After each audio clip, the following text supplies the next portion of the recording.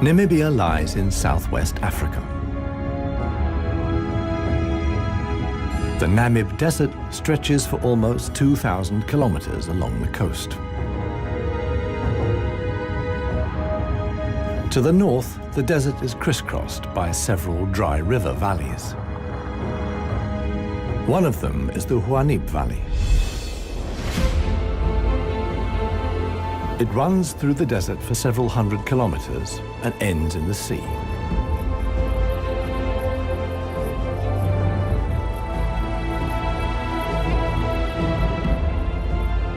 Water flows here once, at most twice a year. Only deep-rooted plants like anna trees can survive here. Only here, within the valley, can mammals exist in the long term.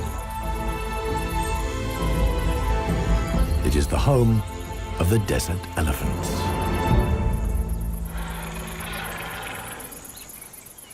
In contrast to their other African relatives, desert elephants live in particularly small family groups.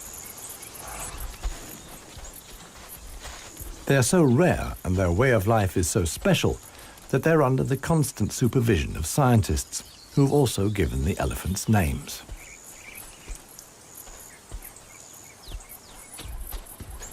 The head of this family is alpha cow Clarissa.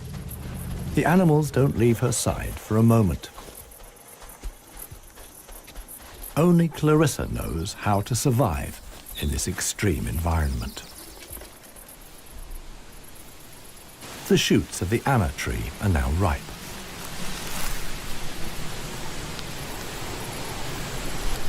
The pods contain protein-rich seeds.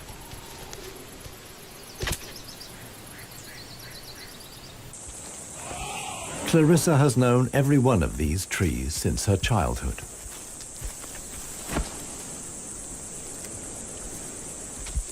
Even the youngest, Maya, tries the shoots. Here, however, experienced trunk tip control is required. It's easier for her to get the protein she needs from her mother's milk. Desert elephants only have half the number of calves as other elephants. The male animals stay with their mother's family until they reach sexual maturity. With mock fights, they prepare for life without the protection of the females. Adult bull elephants are loners or travel in small groups. Jappy is the most skillful of them.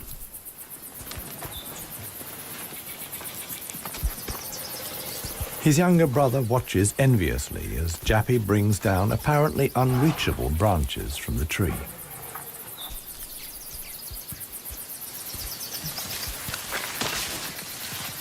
In the valley, Jappy is well known for such tricks. He learned them from his father.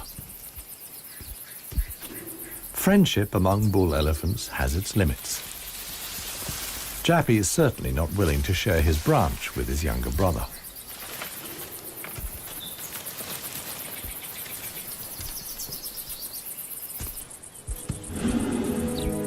Their father, One Tusk, is now nearly 60 years old.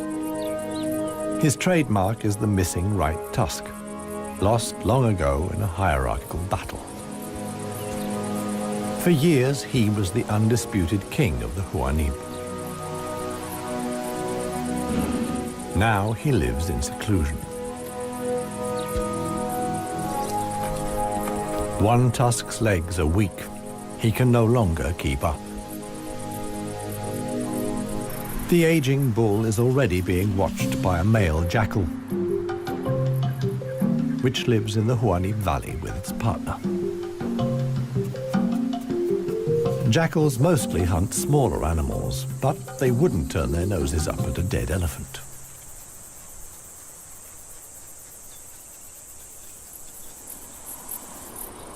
In a side valley, Clarissa has discovered a further source of food. There's a wide selection of bushes, grasses, and herbs.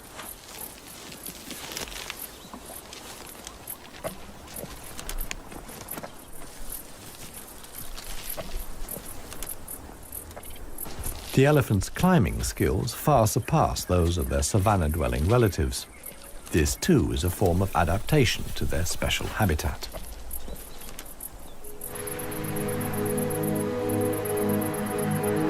Old One Tusk has at last reached one of the anna trees in the Huanib Valley.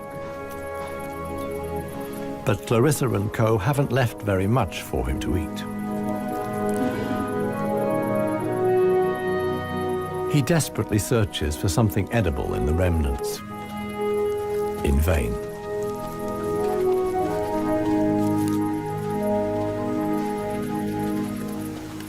For the inhabitants of the Namib, survival is hard. They're used to going for long periods without water. Many get liquid from their food or know secret sources of water. Regardless of size, every green leaf contains a minimum of liquid worth harvesting.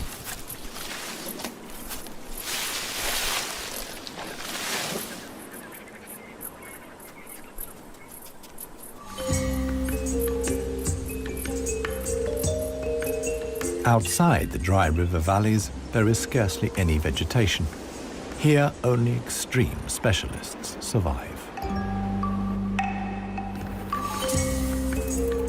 The Namib desert beetle is no bigger than a fingernail. As all animals, it depends on water for survival and has developed a special strategy.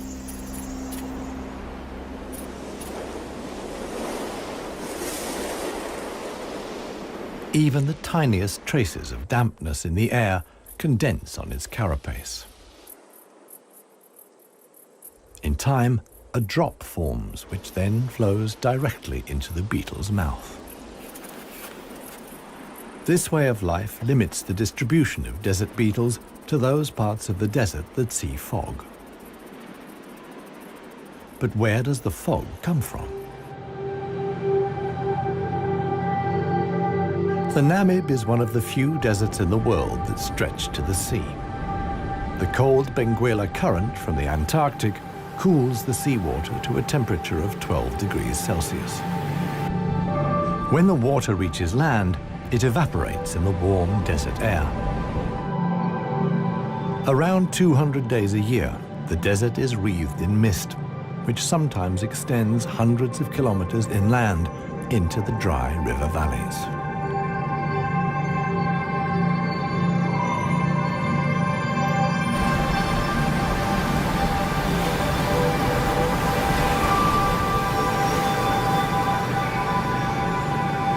The Benguela current doesn't only bring fog, it's also rich in fish.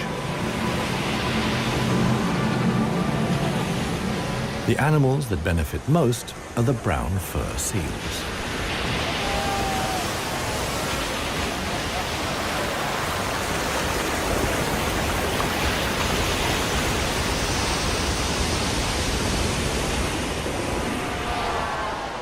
Their colonies are often home to 100,000 animals.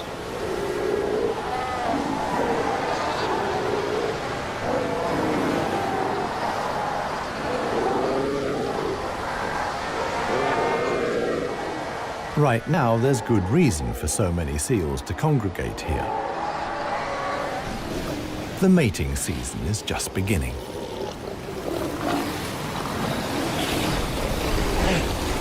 Everywhere, bulls are fighting for the right to mate.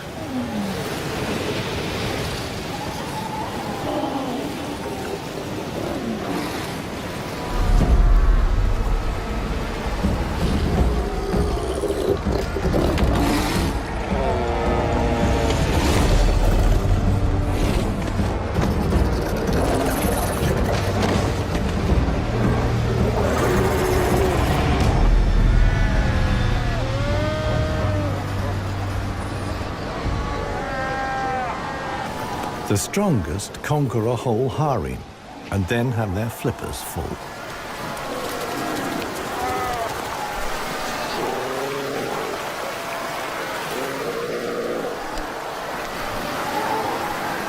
After mating, the males disappear into the sea, They're not involved in bringing up the young.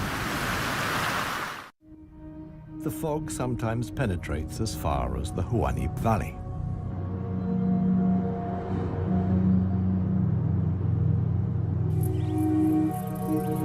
Now, even the biggest animals benefit from the moisture contained in the fog.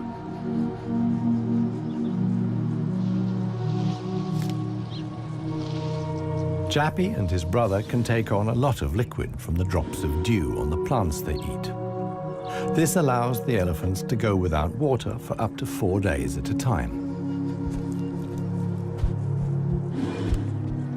The pair are still on the move together. This will soon change.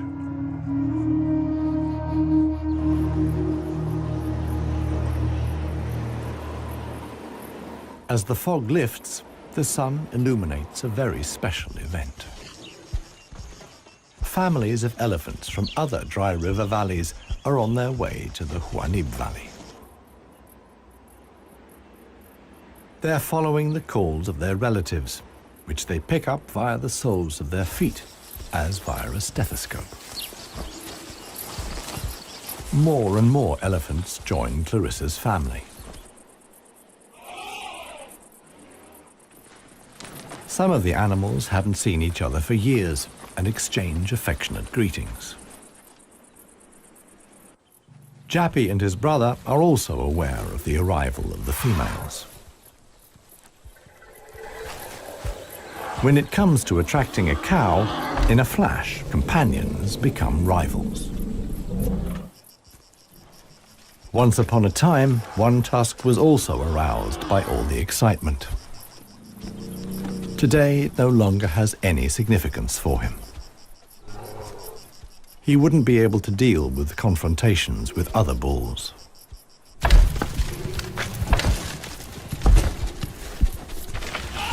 His sons and grandsons, on the other hand, are very excited. For them, it's important to make the most of the female's willingness to mate and prevent others from taking advantage. In the end, however, Jappy only manages to achieve his goal by means of a trick. He abducts the alpha cow, Clarissa.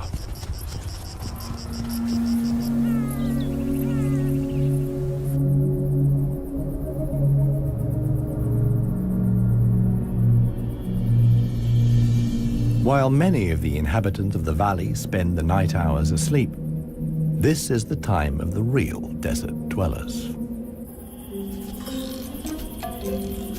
The Namib sand gecko is only active at night. In the darkness, the little predator looks for crickets and spiders.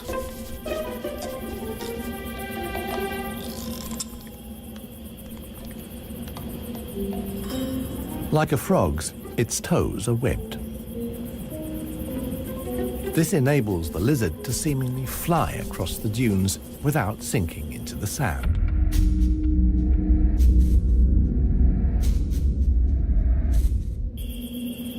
But it also needs to be on the lookout.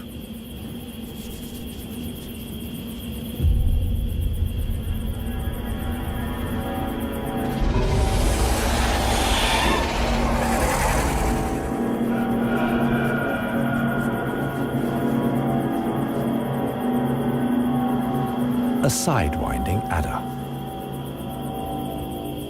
Similar to desert elephants, beetles, and geckos, the snake has a hard life in the Namib.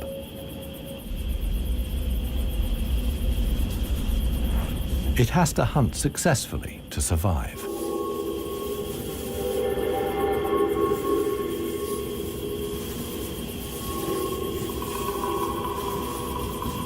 Once it finds a good spot for an ambush, it goes to ground.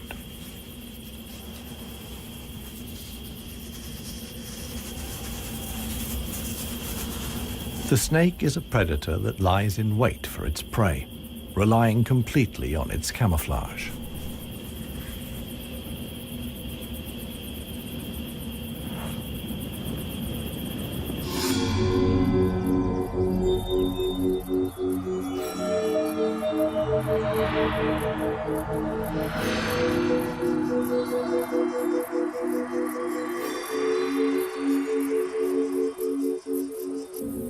For the sensitive gecko, it's time to go. In the sun, it would quickly dehydrate. Here, too, webbed feet come in handy. The lizard uses its legs as scoops to quickly dig out astonishing underground passages. It can make tunnels 1 meter long into the ground.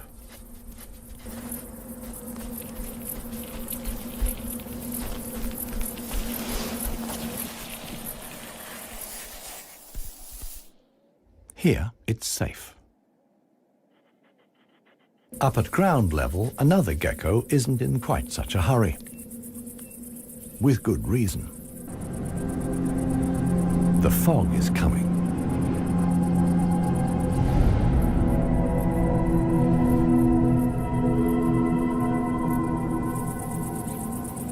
The lizard's large, mirror-like eye surfaces allow the fog to condense here.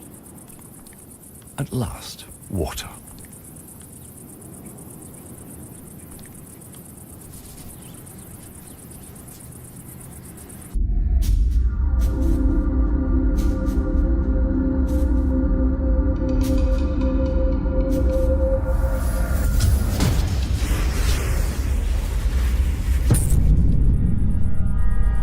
The waiting paid off.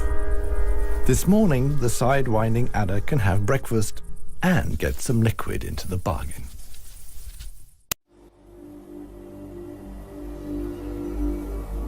The Namibian winter is coming to an end, and with it, the mild climate brought by the fog. Relentless heat descends on the Huanid Valley. 40 degrees Celsius in the shade. This is approaching the limit for even Clarissa's family.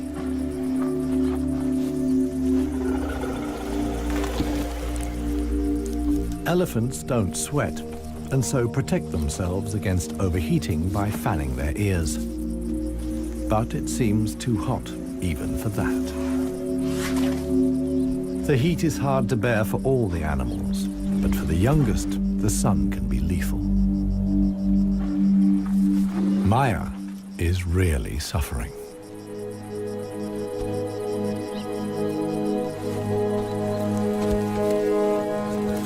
One tusk mobilizes all his efforts for one last attempt at an anna tree. But he no longer has the strength.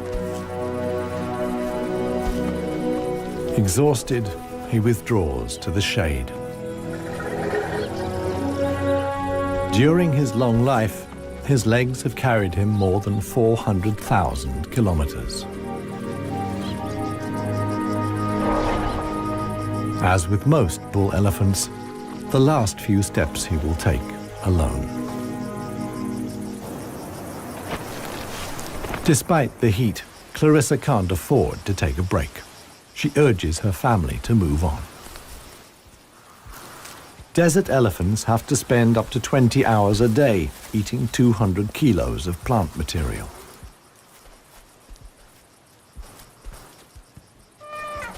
As tiring as that may be, Clarissa's family have no choice. One young bull is already so exhausted that he sleeps through the signal to move off. He only wakes up when the other elephants are already out of sight.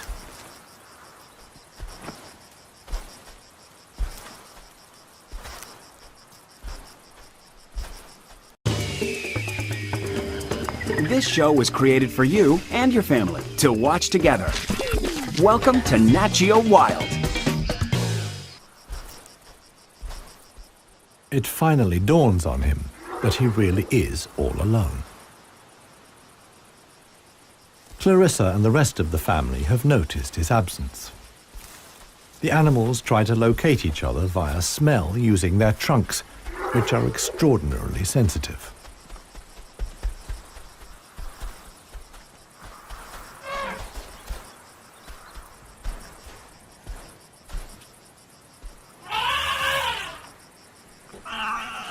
In the end, it's Maya who gives the decisive call. Now the straggler knows which way to go.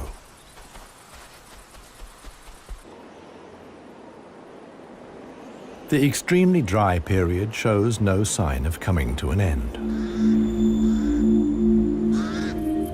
1 week later, the heat and the elephants have combined to decimate the plant life in the Huanim Valley. Vultures take up positions on the trees on the edge of the valley. Their time will come when the other animals can find nothing more to eat.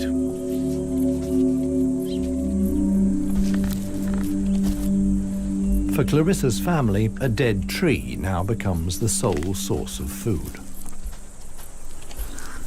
In the desert, a tree of this size takes years to break down. And it's the elephants that turn it into food again for the other animals.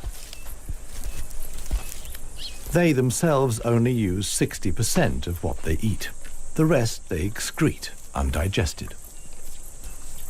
In this way, they distribute seeds, like those of the anna tree. Some animals, like the helmeted guinea fowl, take the majority of their food from what the elephants deposit. In times of scarcity, even the Huanim Valley baboons look for something edible in the elephant's dung.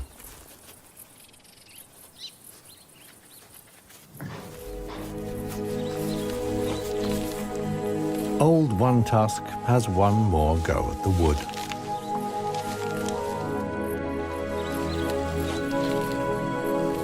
But elephant molars only grow back 6 times.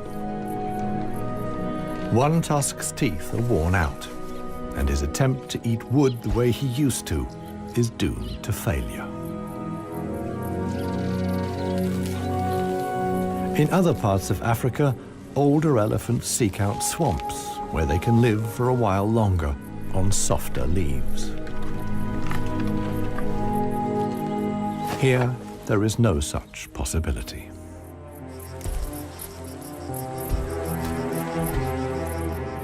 For Clarissa, too, the situation is becoming threatening. She and her family must leave the valley and seek food and water elsewhere. Other families join the trek. Only Clarissa's knowledge of hidden water sources can save them now.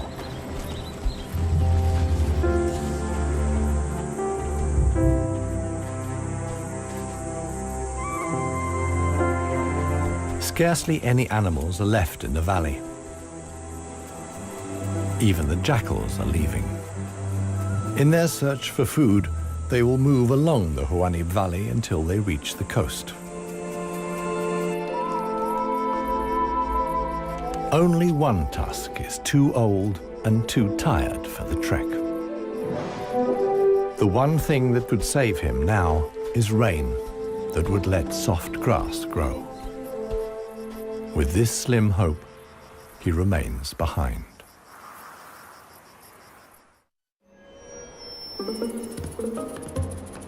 The Namib desert beetle is also looking for something to eat. In contrast to most of the desert dwellers, it is not seeking fresh young shoots. The beetle is on the lookout for plant residues. The unceasing wind is a help. It sweeps fragments of plant life together in valleys and hollows between the dunes. Mostly it's just a few bits of leaf. But sometimes it collects and becomes something like a herbal rubbish dump. Although the plants are completely dried out, they still contain important nutrients.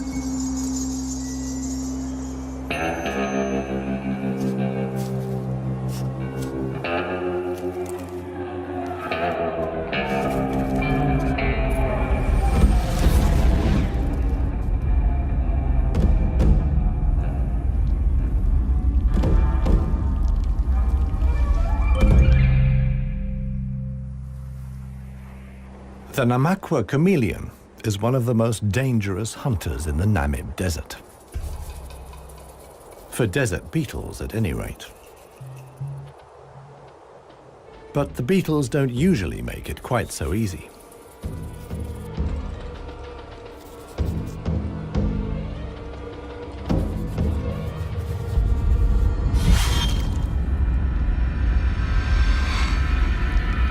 The beetles aren't only full of protein, but also provide essential liquids for the lizard.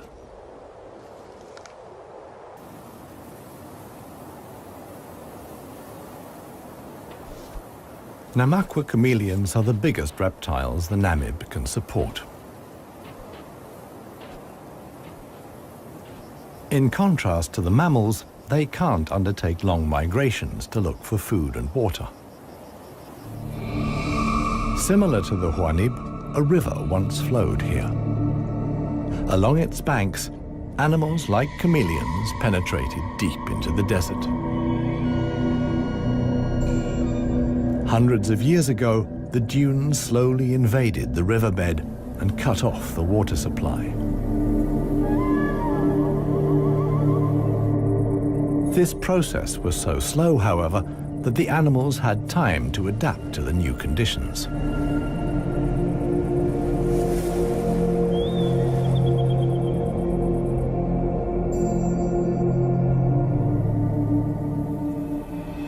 The mammals didn't need such a long period of adaptation. Their ability to migrate over long distances enabled them to conquer the desert much more quickly. The pair of jackals will soon reach the coast.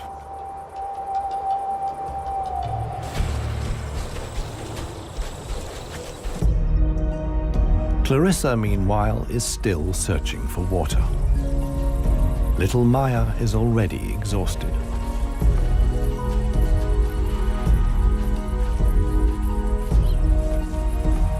The group has to keep stopping.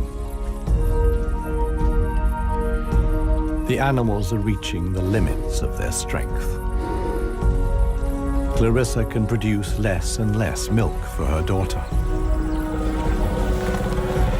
Suddenly, a commotion as Maya sinks to her knees. But Clarissa urges her offspring onwards.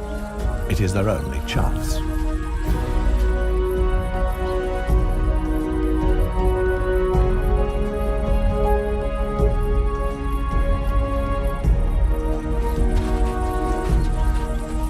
As dusk falls, they finally arrive.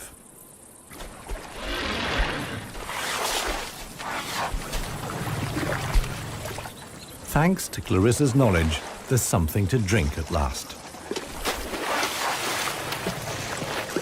Adult elephants can get by on 100 liters of water a day.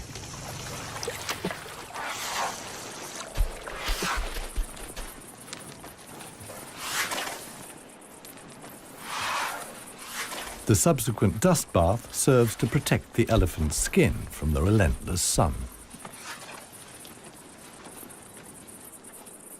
The trek to the next source of food is long.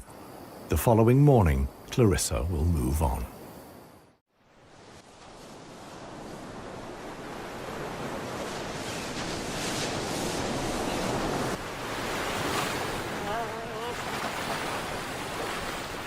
The jackals have finally reached the sea and move southwards along the coast.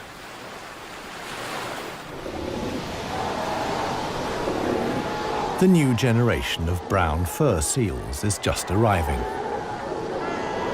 Many of the mother animals are heavily pregnant. This young mother hasn't long to go.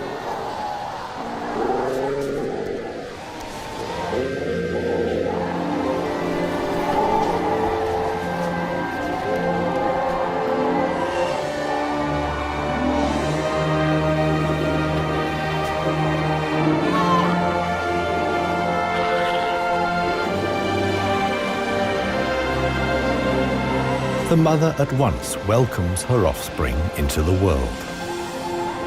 Each voice and scent is as unique as a fingerprint. The ritual creates an unbreakable bond between mother and pup.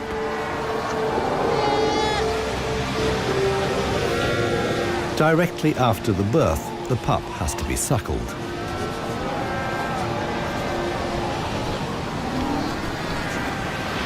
The newborn is a little clumsy.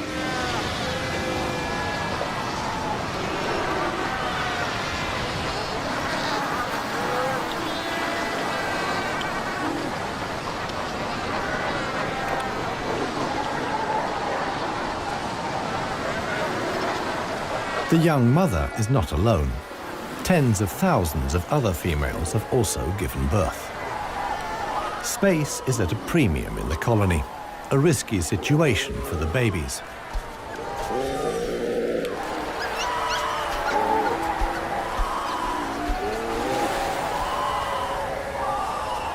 To minimize the danger, the seals organize a kindergarten. Many of the mother animals leave their newly born pups here.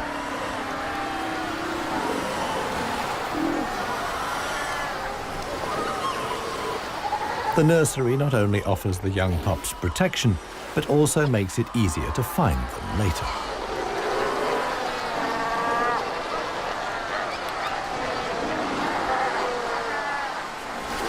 The mother seals have to go out hunting every day to make sure their milk is nutritious enough for the young.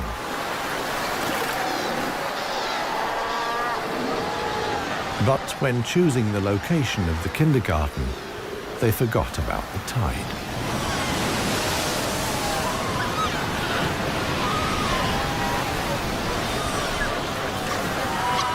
The pups fight desperately against the onslaught of the waves. The baby is washed out to sea along with the other newborn seals.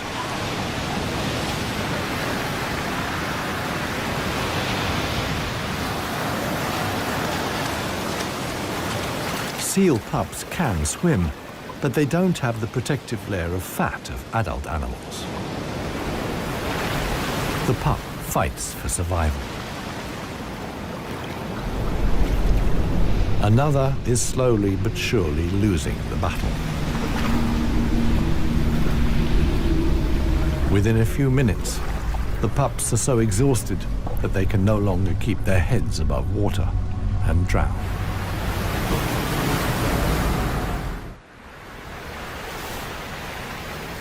The next morning reveals how great the danger posed by the sea is for the seal pups. The shore is full of little corpses, washed up by the tide.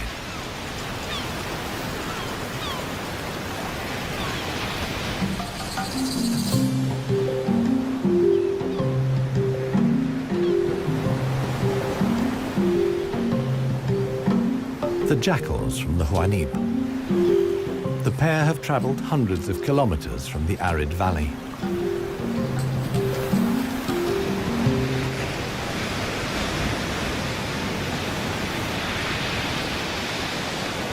The seal colony is now their only chance of food. Jackals aren't choosy. For them, eating carrion is nothing unusual.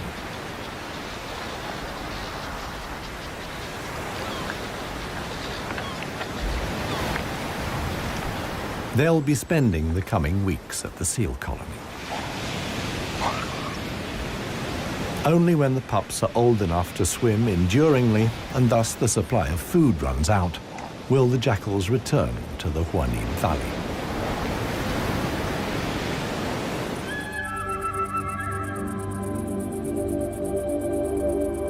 It's not only the jackals that undertake such long treks. The other inhabitants of the Huanib have a long way to go.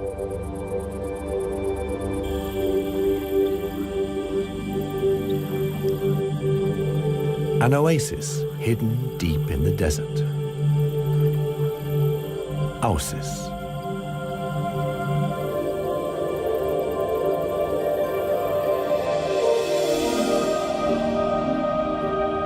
It lies like an emerald in the middle of the desert.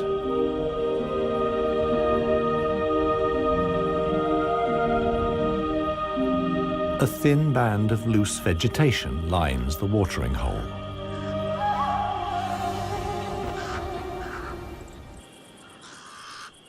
The pied crows are getting worked up about something. Visitors. Big visitors. The legendary desert lions. Desert lions are so unbelievably rare that scientists have fitted them with transmitter collars so that the big cats can be monitored and protected. Two females have taken up positions in the undergrowth with their young.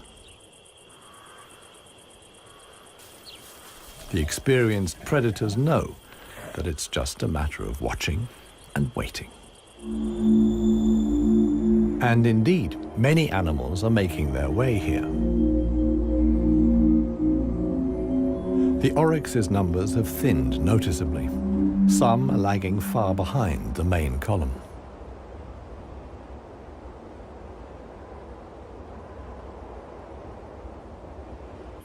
After more than 10 days' trek, the first animals finally reach the source. Cautiously, they approach the steep bank. They're in danger of sinking into the soft ground.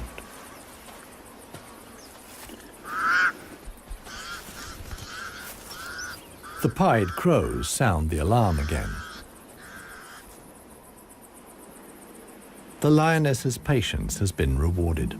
They've caught one of the stragglers. One lioness keeps the oryx in check on the ground. The hunting lioness is completely exhausted. Fighting the antelope has taken the last of her strength.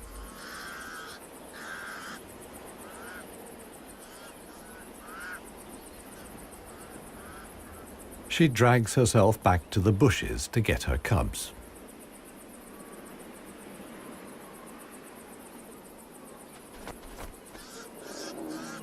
The other lioness keeps the pesky crows at bay.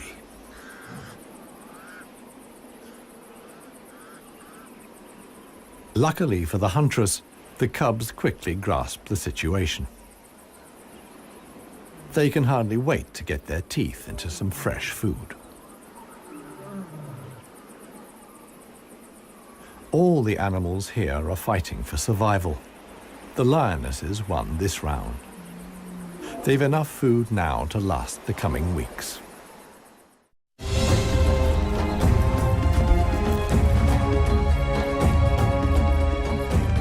Clarissa and her family have finally reached the neighboring dry river valley.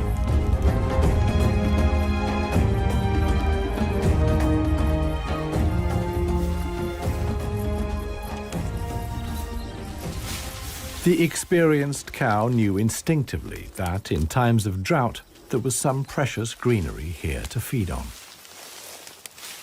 The exhausted animals can at last fill their stomachs again.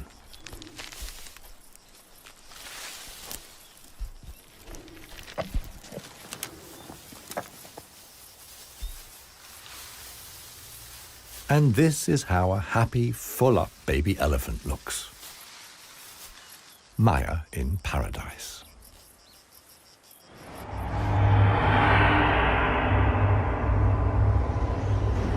A strong wind blows in from the coast, and sandstorms form in the hinterland.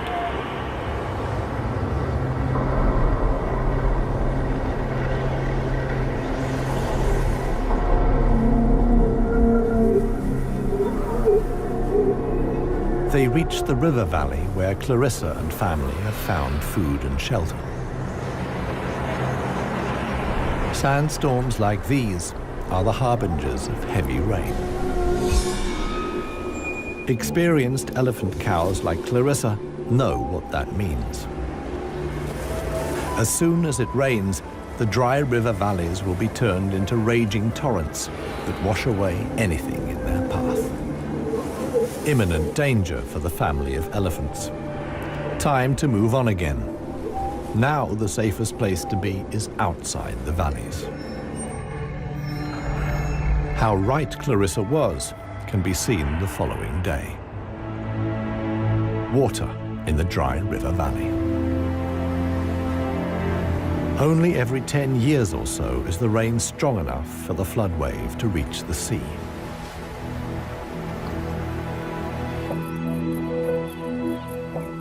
Just a few days later, the first green shoots begin the transformation of the dry river valleys.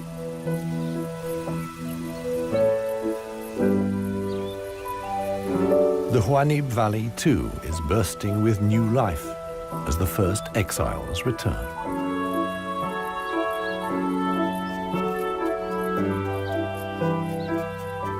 For one animal, however, the rain came too late. Old One Tusk succumbed to hunger before the first drops fell. The jackals find his body on the edge of the valley.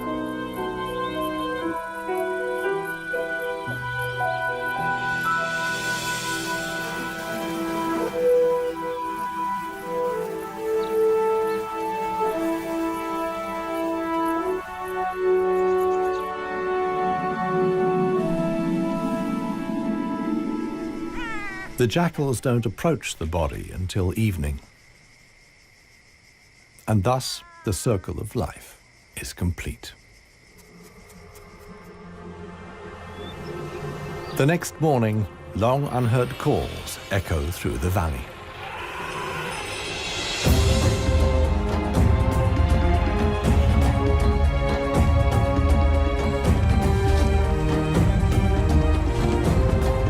Clarissa is back.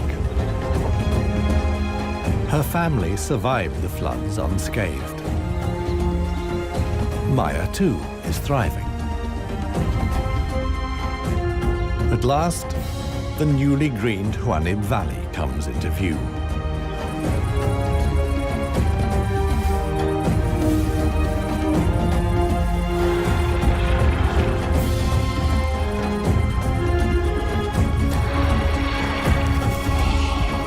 Clarissa's family is home again.